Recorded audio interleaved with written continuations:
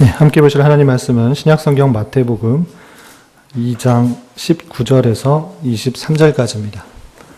신약성경 마태복음 2장 19절부터 23절까지 4월 들어서 말씀 읽기 본문을 마태복음을 읽게 됩니다. 오늘은 말씀 읽기 본문 2장에서 19절부터 23절까지 말씀을 봉독하겠습니다. 함께 봉독하겠습니다. 헤롯이 죽은 후에 주의 사자가 애굽에서 요셉에게 현몽하여 이르되 일어나 아기와 그의 어머니를 데리고 이스라엘 땅으로 가라. 아기의 목숨을 찾던 자들이 죽었느니라 하시니 요셉이 일어나 아기와 그의 어머니를 데리고 이스라엘 땅으로 들어가니라. 그러나 아켈라오가 그의 아버지 유대의 임금됨을 듣고 거기로 가기를 무서워하더니 꿈에 지시하심을 받아 갈릴리 지방으로 떠나가 나사렛이란 동네에 가서 사니 이는 선지자로 하신 말씀에 나사렛 사람이라 칭하리라 하심을 이루려 함이러라. 아멘. 헌금 기도하겠습니다. 나와 나의 백성이 무엇이간데 이처럼 즐거운 마음으로 드릴 힘이 있었나이까. 모든 것이 주께로 말미암아 싸우니 우리가 주의 손에서 받은 것으로 주께 드렸을 뿐이니이다.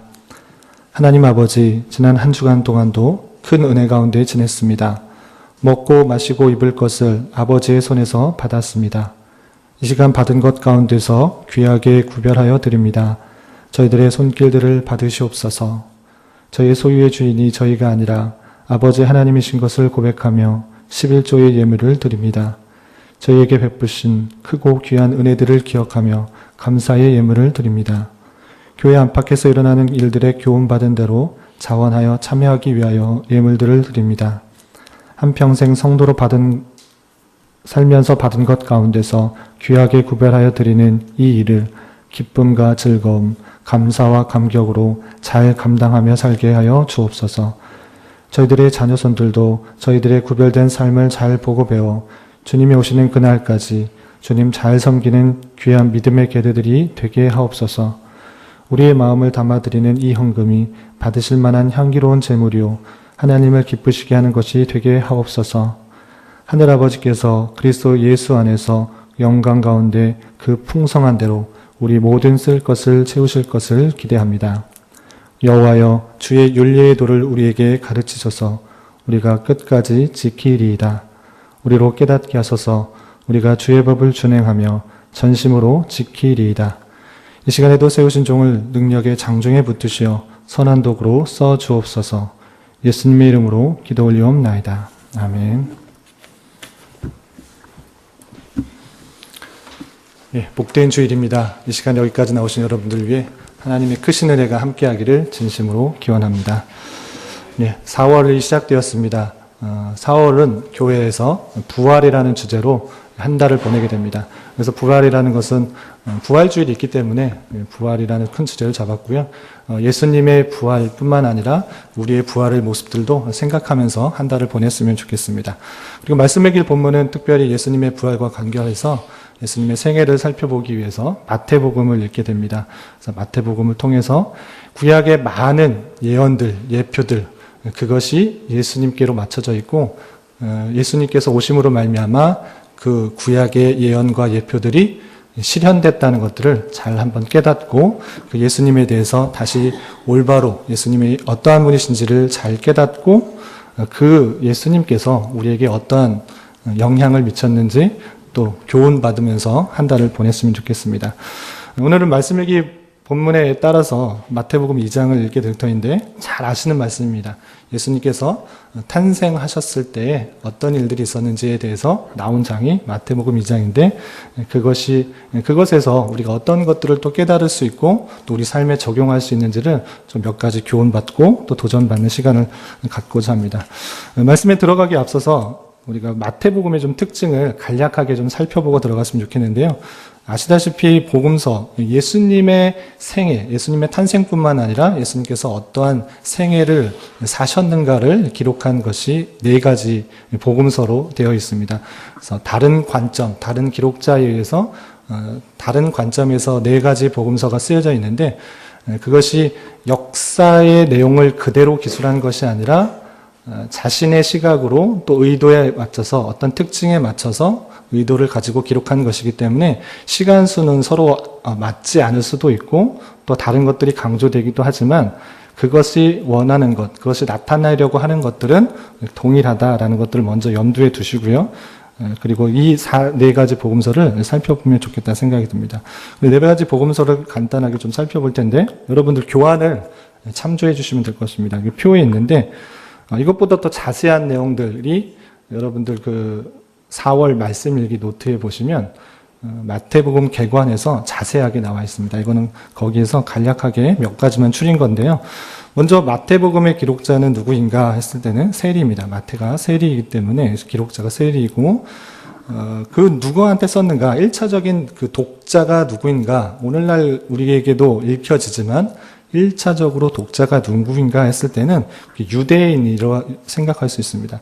그렇기 때문에 마태복음 1장을 살펴보시면 누가 누구를 낳고 누가 누구를 낳고 예수님의 족보, 예수님의 계보가 이어지는데 그것이 너희들도 잘 알고 있는 아브라함으로부터 이어지는 그 약속의 그 계대가 예수님께로 온 것이다라는 것들을 알려주기 위해서 계보가 먼저 나오는 것을 볼 수 있습니다. 그래서 대상이 유대인이라 이렇게 생각하시면 되고요. 그리고 예수님을 바라보는 시각은 다름 아니라 구약에서 약속된 그 구원자 메시아가 바로 예수님이다라는 것들을 보여주기 위해서 약속된 그 약속들을 계속적으로 반복해서 표현해 주는 것을 볼 수 있습니다. 그리고 예언의 성취의 내용들이 왕으로 드러나는 모습으로 마태복음은 표현하고 있고요. 그리고 이 마태복음의 주제, 여러 가지 주제를 말할 수 있지만 네 가지 복음서에 비교해서 드러내자고 하면 예수 그리스도가 약속된 하나님 나라를 이끌었다, 시작했다라는 것들을 표현해주고 있다라고 할 수 있습니다. 그래서 약속된 하나님의 나라가 예수 그리스도의 오심으로 말미암아 시작되었다라는 것들을 주제로 삼고 있는 것입니다. 특징은 무엇이냐면 이따가도 살펴보겠지만 구약의 예언들을 계속적으로 설명하고 있습니다. 그래서 구약의 여러 가지 예언들 이것들을 인용하면서 그 예언들이 성취되었음을 강조하고 있는 이 마태복음의 특징들이 있다라고 했습니다. 그래서 성격은 예언적이고 계시적이다. 그리고 강조된 그런 사역의 모습은 그리스도가 이 땅을 다스리기 위해서 오셨다. 하나님 나라를 완성시키시기 위해서 오셨다라는 것이고요. 네 가지 복음서와 비교했을 때 많이 드러나고 있는 것은 예수님의 설교의 모습들이 많이 드러나고 있다라고 했습니다. 아시다시피 산상수훈이라든가 이런 설교, 예수님께서 말씀하신 내용, 행하신 여러 가지 기적들을 강조하기보다는 예수님께서 여러 가지 말씀하셨던 내용들이 강조되어서 표현되고 있다. 그래서 설교가 좀 다른 복음서에 비교하자면 좀 두드러지게 강조된다라고 할 수 있습니다. 그래서 핵심 요절은 마태복음 5장 17절을 좀 들 수 있는데요. 5장 17절은 여러분들 메모 교환에도 있는데요. 내가 율법이나 선지자를 폐하러 온 줄로 생각하지 말라. 폐하러 온 것이 아니요 완전하게 하려 하심이라 라는 것이 다른 복음서와 비교를 할 때 이 마태복음을 잘 드러내고 있는 그런 요절로서 할 수 있습니다. 이런 것들을 좀 참조해서 복음서를 읽어가면 마태복음이 좀 더 좀 잘 들어오지 않을까 생각해서 좀 살펴봤고요. 오늘 말씀으로 들어와서 마태복음 2장의 내용은 무엇인가? 여러분들 이런 신앙생활을 오래 하신 분이라면 몇 번이나 들었을 것이라 생각이 되고 성탄절 가까이 되면 많이 설교되는 그런 본문입니다. 예수님께서 탄생하셨을 때 동방 박사들이 와서 굽혀 절하는 그런 모습들, 성극에서도 많이 표현되고 나타나는 장면인데 그 내용을 간략하게 좀 정리해 봤습니다. 마태복음 2장 내용은 좀 크게 세 부분으로 좀 이렇게 구분해서 생각할 수 있는데요. 첫 번째는 1절부터 12절까지 헤롯 왕 때에 동방에 있는 박사들이 별을 보고 예루살렘을 방문했다라는 내용이 1절부터 12절까지 나오고요. 그리고 13절부터 18절까지는 요셉과 그의 가족들이 주의 사자의 지시에 따라 헤롯을 피하여 애굽으로 이주하였다라는 그런 내용들이 나옵니다. 그리고 마지막 우리가 함께 읽었던 19절부터 23절까지는 헤롯이 죽은 후에 요셉과 그의 가족이 예루살렘으로 옮긴 것이 아니라 나세렛으로 이주하여서 살았다라는 그런 내용들이 나오는 것이죠. 그렇게 크게 세 가지로 이렇게 분류할 수 있는데, 세부적인 내용을 간단하게 말씀드리면, 먼저 1절부터 12절까지는 동방의 박사들이 예루살렘을 찾아왔고요.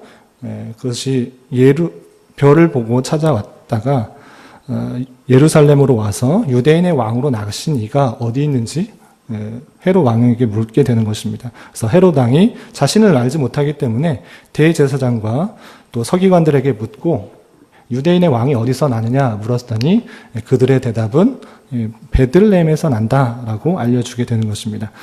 그러자 이제 헤롯은 박사들을 내보내주게 됩니다. 다시 돌려보내줘서 아기 예수 그 왕을 찾게 되면 자신들에게 나에게 알려달라. 자신도 가서 경배하게 해달라. 이렇게 박사들에게 말을 하지만 박사들은 아기 예수께 예물을 드리고 주의 사자의 현몽에 따라서 헤롯 왕에게 알려주지 않고 다른 길로 고국에 들어가는 내용들이 나옵니다.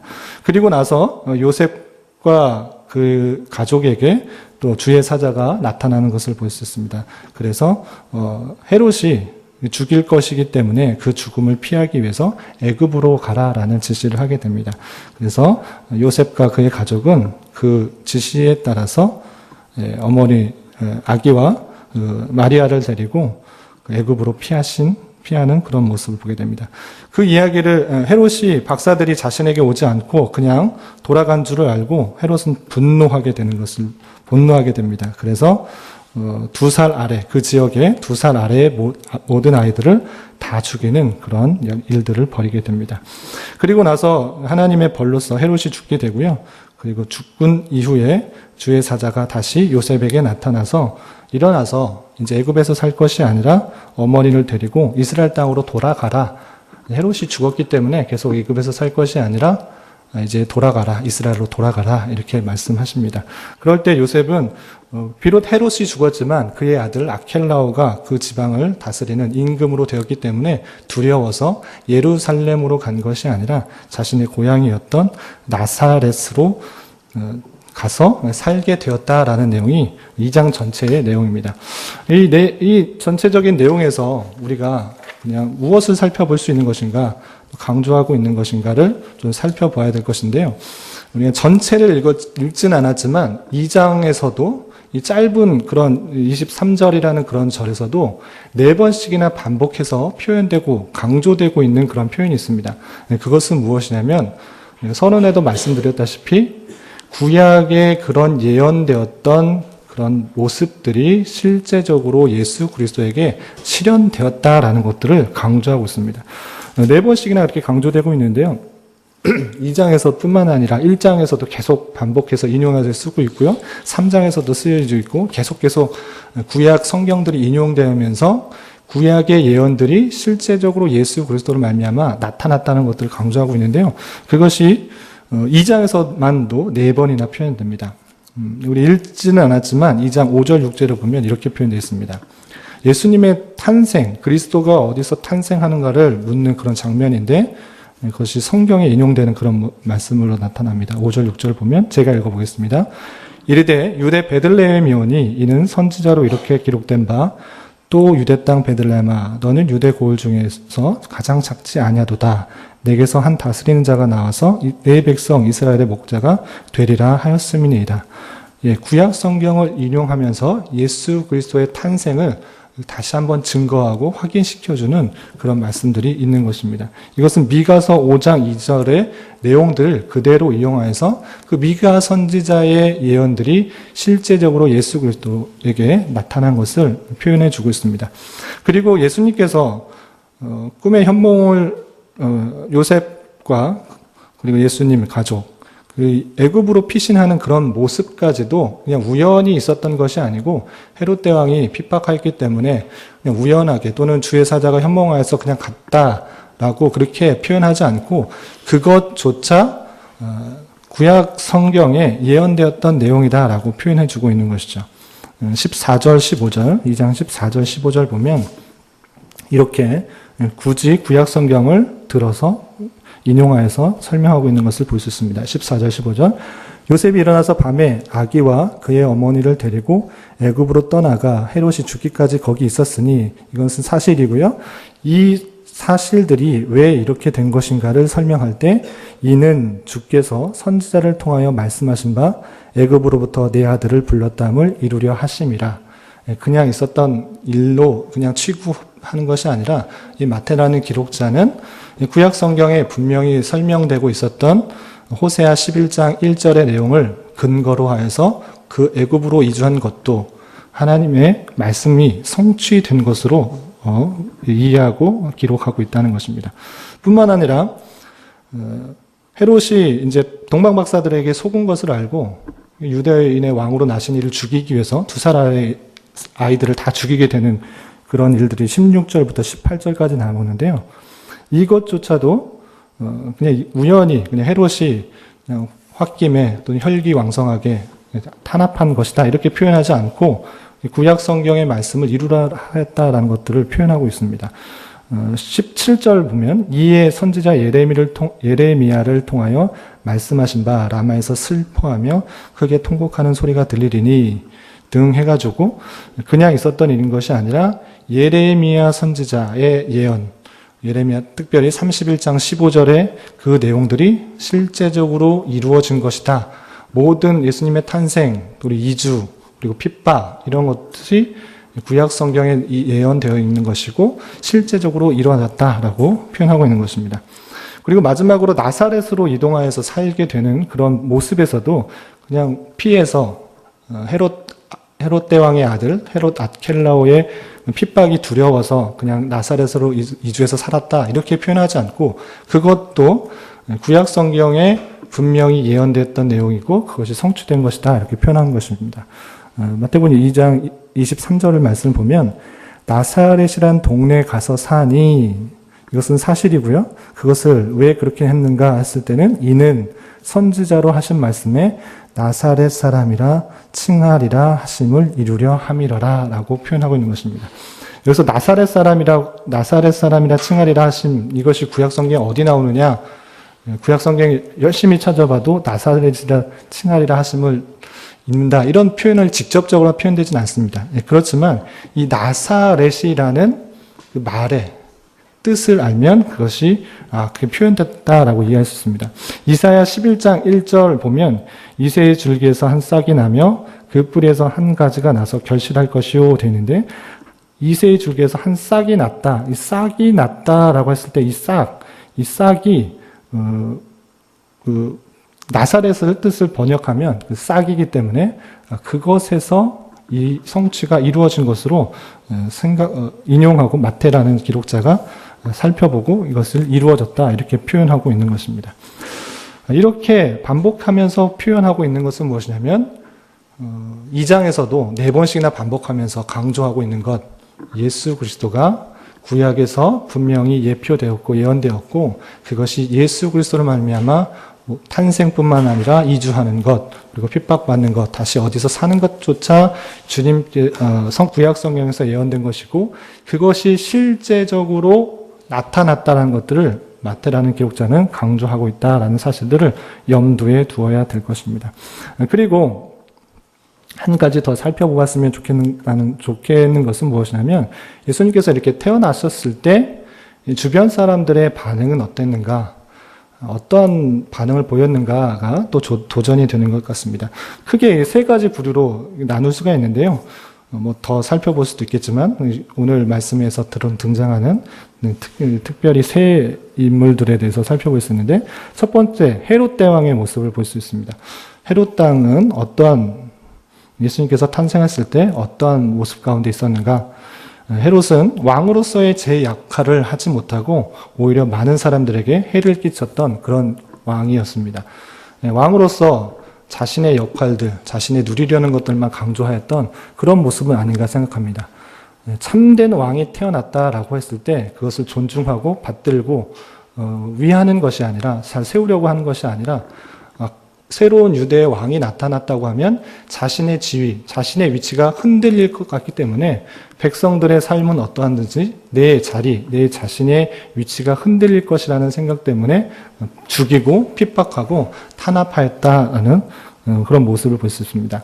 왕이라고 하면 한 나라를 이끌어가는 그런 사람이라고 하면 자신의 위치를 견고하게 하는 것이 목적이 되는 것이 아니라 백성을 진정으로 원하고 그 삶이 올바로 나아가길 원하는 것으로 나아가야 할진데 헤롯 대왕은 그런 모습들이 없었던 것입니다. 자신의 위치가 흔들리고 또 어렵게 될 거라 생각되면 백성이 죽든지 말든지 아이들이 죽든지 말든지는 별로 상관이 없는 사람이었습니다.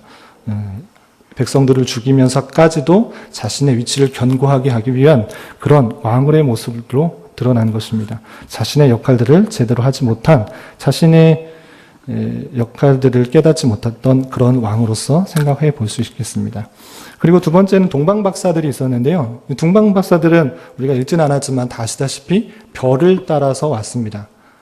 별을 따라 왔다는 것은 그 별의 신비적인 신적 의식들이 있었다는 것이죠. 별을 보고 유대인의 왕이 나타났다라는 것을 알 수 있다는 것은 어떤 신적 감각이 있었던 것입니다. 그리고 아기 예수께 세 가지 예물을 드리고 왕으로서의 그리고 구세주로서의 고백을 한 다음에 꿈에 현몽한 것을 통하여서 헤롯 대왕에게 고하지 않고 바로 고국으로 돌아갔다는 것은 어느 정도의 신적 의식, 신에 대한 감각이 있었던 것을 볼 수 있습니다. 그렇지만 이 동방박사들은 그 신에 대한 의식은 어느 정도 있었지만 메시아, 구세주에 대한 참된 의식들을 깨닫지 못한 사람이 있습니다. 말씀을 통해서 동방의 사람들, 박사들이었기 때문에 하나님 말씀에 기준하지 않았기 때문에 잘못된 상식과 기대 가운데 살고 있었던 사람이었다라고 할 수 있습니다. 하나님을 어느 정도는 인식하고 신적인 그런 감각들은 있지만 하나님 말씀을 분별하지 못하였기 때문에 왕을 예루살렘에서 찾는 그런 모습이 있었던 것입니다. 유대인의 왕이라면 당연하게 예루살렘에 있을 것이다. 예루살렘에서 태어났을 것이다. 라고 생각하는 그런 모습들이 있는 것이죠. 그런 것이 아니라 우리의 모습은 하나님의 신적 감각, 우리에게 주신 신의식을 통하여서 하나님의 말씀을 통하여서 그분이 어떠한지를 깨닫고 나아가는 자세가 필요할진데 동방박사들은 그런 연약함 가운데, 그런 아쉬움 가운데, 그런 인물 가운데 나타나는 것을 볼 수 있습니다. 그리고 마지막으로 요셉과 마리아, 예수님의 어머니와 아버지였던 요셉과 마리아는 어떤 사람이었는가? 주의 사자의 지시에 따라 또 잉태함을 깨닫고 또 주의 사자의 지시에 따라 베들레헴에서 애굽으로 옮겼고 또 주의 사자의 지시에 따라 애굽에서 다시 이스라엘로 돌아왔던 그런 사람이었습니다. 뿐만 아니라 예수님을 모셨다는 그런 사실로 인하여서 어려움과 힘듦을 감내하였던 사람이었습니다. 다른 나라에서 산다는 것, 계속적으로 이주해서 산다는 것, 또 아이를 갖고 있는 사람으로서는 쉽지 않은 그런 모습이었을 것입니다. 그럼에도 불구하고 예수님을 모셨다는 그런 모습 가운데 여러 가지 어려움과 힘듦을 감내하였던 그런 모습이 요셉과 마리아의 가운데 나타나고 있다라는 것을 생각해 볼 수 있습니다. 이런 말씀 가운데 그럼 이런 말씀들을 우리에게 어떻게 좀 적용하면 좋겠는가? 이런 사실들을 우리에게 어떻게 오늘날 적용하고 살아야 될 것인가? 우리가 읽었던, 강조되었던, 그리고 주변 사람들의 특징을 통해서 세 가지 정도 우리가 교훈받고 도전받고 내 삶에 대해서 질문을 던져보면 좋겠다는 생각이 들었습니다. 먼저 첫 번째는 하나님 말씀을 실현을 진실되게 믿고 하나님의 말씀이 내 삶 속에 정말 영향을 미치고 있는가를 되돌아 보셨으면 좋겠습니다. 마태복음을 계속 읽어갈 텐데 또 2장을 우리가 읽었는데 예수님께서 구약에서 예언된 말씀들이 실현되었다. 그런가 보다. 구약에서 많이 예언됐던 그분이 실제적으로 2000년 전에 이스라엘 땅에 나타나셨나 보다. 실현됐나 보다. 이 정도로만 읽고 끝나서는 안 된다라는 것입니다. 그냥 구약에 있었던 예언되었던 것이 실현되었구나. 그랬구나. 라는 정도로 우리가 그치면 이 마태복음을 읽고 성경을 읽는 아무런 이유와 목적이 없는 것입니다. 그것이 아니라 예수님께서 나타나심, 태어나심, 또 여러 가지 행하신 모든 것들이 구약에 예표되었던 것이 실현인 것이고, 그것이 나타나는 목적이 무엇인가 했을 때는 우리의 구원을 위해서 이 땅에 오셨다라는 것을 알아야 될 것입니다.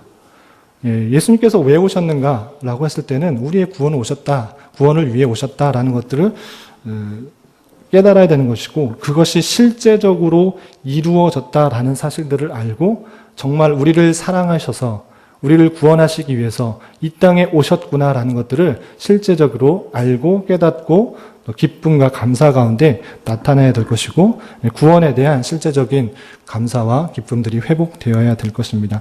뿐만 아니라 예수님께서 이 땅에 오심으로 말미암아 구약에 예언되었던 하나님 말씀이 실현되었다면 거기서 끝나는 것이 아니라 말씀 실현의 역사라고 한다면 이것이 예수님에 대해서만 쓰여진 것이 아니라 오늘날 우리에게도 행해야 될 여러 가지 말씀들을 성경, 특별히 신약성경과 구약성경에도 많은 도덕법들이 있지만 신약성경의 서신서를 통해서 우리가 예수 그리스도로 말미암아 구원받았기 때문에 행해야 될 여러 가지 사실들을 기록하고 있다는 사실들을 잘 깨달아 알아야 될 것입니다.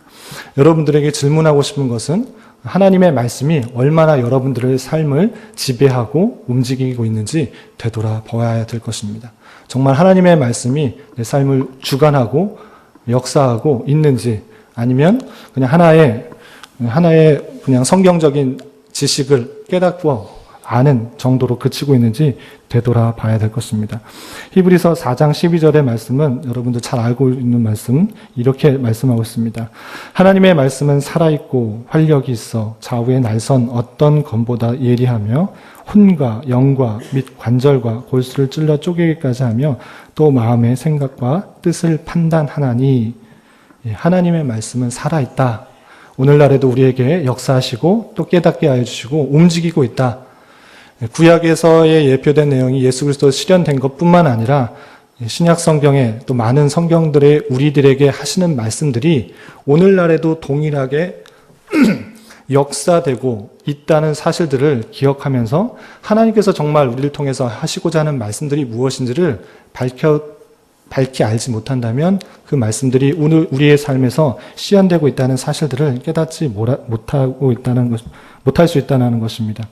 이 시대와 우리를 향한 하나님의 뜻과 계획이 무엇인지를 부지런히 살펴서 그 말씀이 오늘날에도 살아 역사하시고 있다는 것들이 깨달아지고 그 말씀의 실현의 역사 가운데 우리가 살고 있다는 것들을 우리가 깨달아 알아야 될 것입니다. 두 번째로는 예수님께서 왜 예루살렘이 아닌 베들레헴에서 나셨는가를 잘 이해해야 될 것입니다. 이것은 동방 박사들이 잘못하였던 그런 실수하였던 그런 모습인데, 우리는 주님을 과연 어디서 찾고 있는가를 되돌아봐야 될 것입니다. 화려한 왕궁에서 주님을 찾고 있지는 않은지 되돌아봐야 될 것입니다. 주님은 화려한 왕궁에서 태어나 이 땅에서 많은 명예와 또는 부를 누리기 위해서 이 땅에 오신 것이 아닙니다. 주님께서는 오직 우리의 죄를 사해 주시기 위해서 이 땅에 오신 것입니다. 마태복음 1장 21절에서도 예수님께서 왜 이 땅에 오셨는지, 왜 예수님이라 불리는지를 잘 설명해 주고 있습니다. 마태복음 1장 21절에서는 아들을 낳으리니 이름을 예수라 하라. 이는 그가 자기 백성을 그들의 죄에서 구원할 자이심이라 하니라. 예수님께서는 이 땅에서 많은 부와 명예 또는 왕이 되기 위해서 이 땅에 오신 것이 아닙니다. 예수라는 말의 뜻에서 알 수 있듯이 죄에서 구원할 자로 오신다라는 것입니다.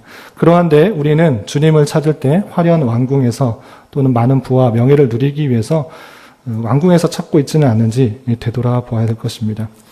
이 땅에서 주님께서 완전한 나라를 이루려고 하셨다면, 이 땅에서 하나님의 나라를 완성하려고 하셨다고 하면 베들레헴 마구간에서 태어나셔야 되는 것이 아니라 예루살렘 왕궁에서 태어나셔서 많은 지위와 명예를 누리고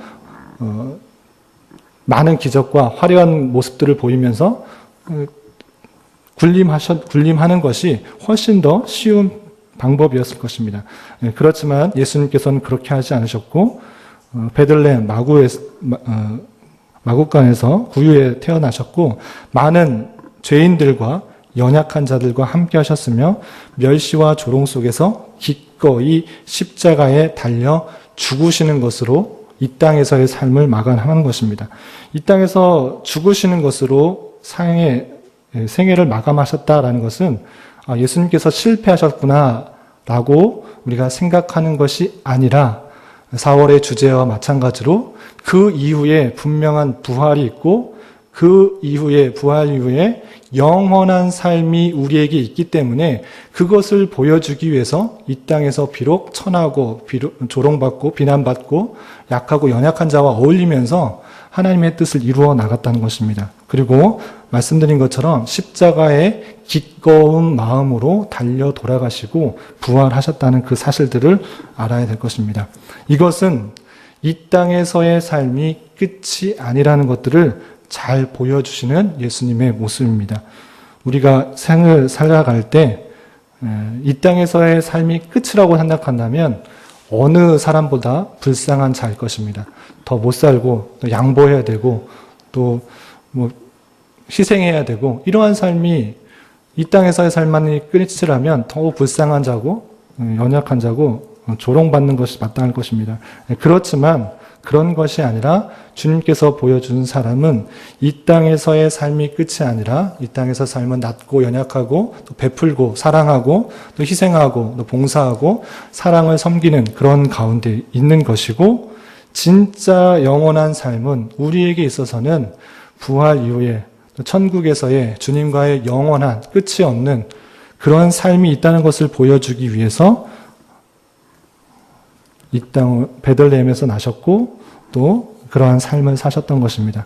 그러한 것처럼 우리 또한 이 땅에서의 삶이 영원한 것처럼 살 것이 아니라 이 땅에서 좀 더 누리고 좀 더 이루고 성취하려고 하는 그런 삶이 아니라 이 땅에서의 삶은 영원한 천국에서의 삶을 훈련하고 연단하는 과정 속에서 또 하나님의 자녀답게 살아가기 위해서 살아가는 과정임을 알고 내게 맡겨진 여러 가지 달란트를 잘 활용하여서 섬기고 또 하나님께는 영광이요 사람들에게 유익되는 그런 일들을 하는 훈련장으로 있어야 될 것이고 결론적으로는 내가 하는 일의 성취, 결과에 마음을 두는 것이 아니라 그것을 해나가는 과정을 통해서 내 마음이, 내 신앙의 인격이 얼마나 단련되어지고 성숙해져 가는가에 초점을 두고 목적을 두고 살아가야 된다는 것입니다. 우리의 삶이 이 땅에서가 아니라 영원한 삶을 훈련하는 훈련장으로 있기 때문입니다.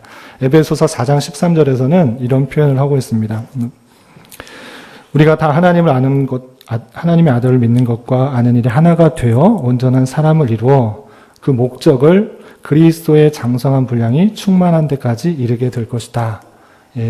우리의 삶의 목적, 이 땅을 살아가는 목적은 일의 성취, 결과가 목적이 아니라 그 모든 주어진 삶의 과정을 통해서 우리 신앙 인격을 성숙시키고 성장시켜 나가는 것, 하나님의 마음을 품고 성화돼가는 과정 중에 있다는 사실들을 잊지 말아야 될 것입니다.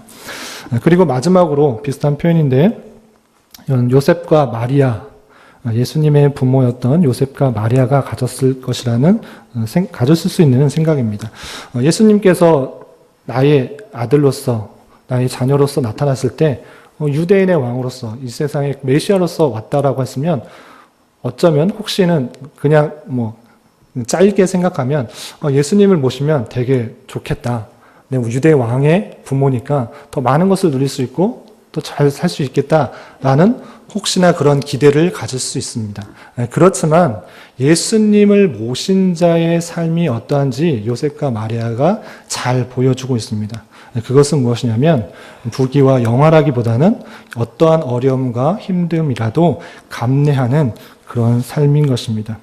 예수님을 모시면서 여러분들은 어떠한 기대를 갖고 있습니까? 예수님을 믿으면서 어떠한 기도를 하고 있으며 간구를 하고 있습니까? 내게 닥친 여러 가지 어려움, 곤란, 힘듦 이것이 없애지기를, 피해지기를, 없어지기를 바라고 오직 나의 평안함과 복된 삶, 부귀, 영화만을 간구하고 있는 그런 모습은 아닌가 되돌아보아야 할 것입니다. 예수님을 모시며 산다는 것은 그분이 보이신 것처럼 이 땅에서의 불편함과 환난, 조롱을 감수하는 삶이 되어야 될 것입니다. 예수님께서 빌립보서 1장 29절에서 사도 바울이 이렇게 표현하고 있습니다. 그리스도를 위하여 너희에게 은혜를 주신 것은 다만 그를 믿을 뿐 아니라 또한 그를 위하여 고난도 받게 하려 하심이라.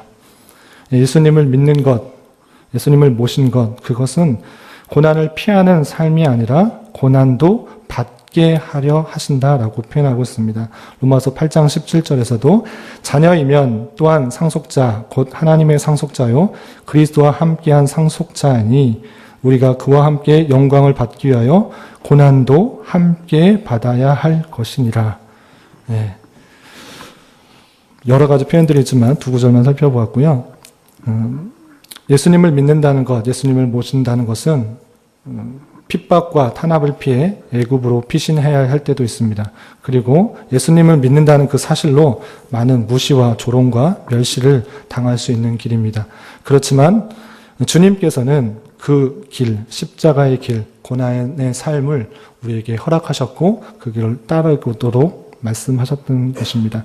우리는 그러한 일들이 있을 때, 어려움과 힘듦과 고난이 있을 때 너무 낭망하고 하나님께 불평하고 이런 어려움들이 없애지기만을 바라는 것, 또 고난과 힘듦을 없애지기만을 기도하고 간구할 것이 아니라 그러한 삶이 있을 때 더욱더 하나님을 의지하며 하나님의 역사하심들을 바라볼 수 있는 수단으로 살아야 될 것입니다. 그리고 그러한 일을 당할지라도 너무 놀라지 말고 의연하고 늠름하게 잘 감당할 수 있어야 될 것입니다. 베드로전서 4장 12절과 13절에 베드로 사도가 성도들에게 이러한 표현들을 하였습니다.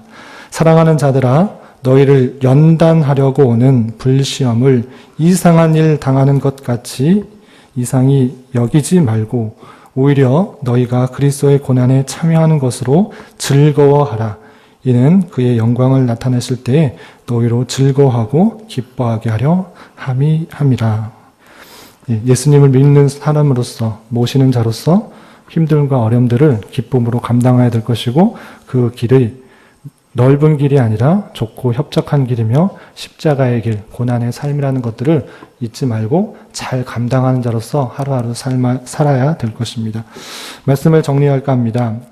우리는 예수님의 탄생 기사를 살펴보았습니다. 그리고 앞으로 계속해서 예수님께서 어떤 일들을 행하셨는지 여러 행적들을 읽어나가게 될 것입니다. 그 말씀을 통해 예수님의 어떠한 분이신지를 잘 알고 그분이 행하신 것과 또 말씀하신 것들이 실제 나의 삶에 어떠한 의미가 있는지 계속적으로 반추하고 생각하고 적용하는 노력들이 있어야 될 것입니다. 그리하여서 그 말씀이 실제적으로 어떻게 나에게 역사하시고 움직이시는 것을 경험하고 깨달을 수 있어야 될 것이고 하나님의 말씀이 성경책 안에 묶여 있는 것이 아니라 실제적으로 하나님 말씀이 온전히 실제적으로 우리 삶에 영향을 미치는지 깨닫고 온전히 지배되어 우리에게 닥쳐진 여러 가지 어려움도 잘 극복하며 살아갈 수 있어야 될 것입니다. 이런 은혜가 저와 여러분, 우리 모두에게 있기를 진심으로 기원합니다.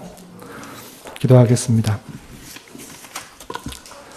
하나님 아버지 감사합니다. 오늘 말씀을 통해 구약시대에 예표되었던 메시아의 예언이 예수 그리스도를 통하여 온전히 실현되었음을 깨달았습니다.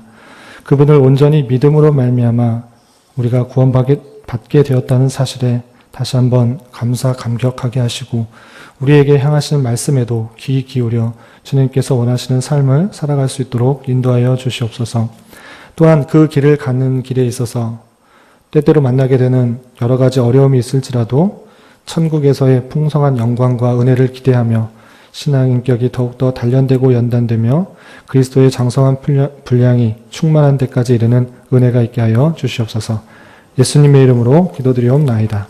아멘.